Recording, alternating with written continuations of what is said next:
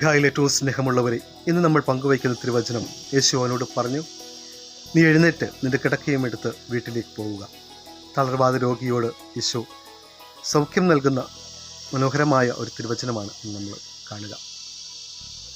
രോഗാവസ്ഥയിലും പീഡാവസ്ഥകളിലും ബുദ്ധിമുട്ടുകളും പ്രയാസങ്ങളിലുമൊക്കെ യേശു സമീപത്തുണ്ട് എന്നുള്ള യാഥാർത്ഥ്യം നമുക്ക് മനസ്സിലാക്കി തരുന്ന ഒരു വചനം കൂടിയാണ്.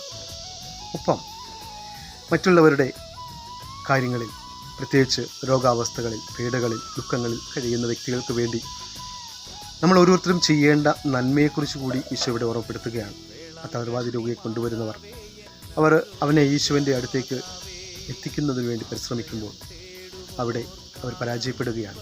എന്നാൽ ആ ഭവനത്തിൻ്റെ മേൽക്കൂര പൊളിച്ച് അവനെ യേശുവിൻ്റെ സമീപത്തേക്ക് ആക്കി തീർക്കുന്ന അവരുടെ മനോഭാവം, അവരുടെ വിശ്വാസം കണ്ടിട്ട് യേശു അത്ഭുതപ്പെടുകയാണ്. ആ ഒരു വിശ്വാസത്തോടു കൂടി നമ്മുടെ സമീപത്തുള്ള ഓരോ വ്യക്തിയുടെയും ജീവിതങ്ങളിൽ അനുഭവപ്പെടുന്ന ബുദ്ധിമുട്ടുകളിൽ നമ്മൾ ഇടപെടാറുണ്ടോ എന്നുള്ളത് നമ്മൾ ചിന്തിക്കേണ്ട ഒരു ഘടകമാണ്. അതിനു വേണ്ടിയിട്ട് കൂടിയാണ് നമ്മൾ ഓരോ ക്രിസ്തു ശിഷ്യൻ്റെയും വിളി എന്നുകൂടി നമ്മൾ മനസ്സിലാക്കുകയാണ്.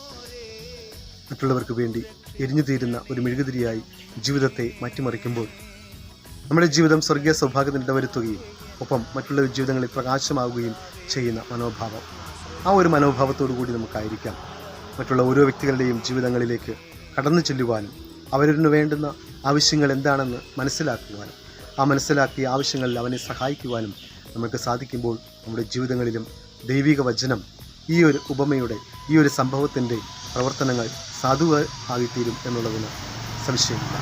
ഈ ഒരു പ്രവർത്തനത്തിലൂടെ കടന്നു പോകുവാനാണ് ഈശോ നമ്മളോടൊന്ന് പറയുക.